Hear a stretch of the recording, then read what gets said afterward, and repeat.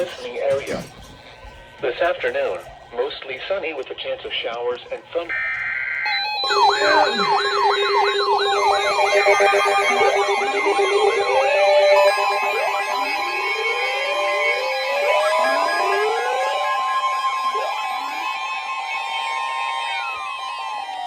The National Weather Service in Peachtree City has issued a severe thunderstorm warning for northeastern Banks County in northeastern Georgia until 4 p.m. Eastern Daylight Time. At 3:44 p.m. Eastern Daylight Time, a severe thunderstorm was located over Pinefield Crossroads, or near Homer, moving east at 25 miles per hour. Hazard, 60 miles per hour wind gusts. Source, radar indicated. Impact, expects damage to roof, siding, and trees.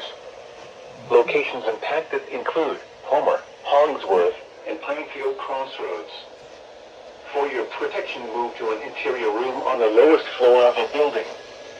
If you see wind damage, hail, and flooding, wait until the storm has passed, and then call the National Weather Service toll-free at 1-866-7-634-466 or tweet us your report at NWS Atlanta.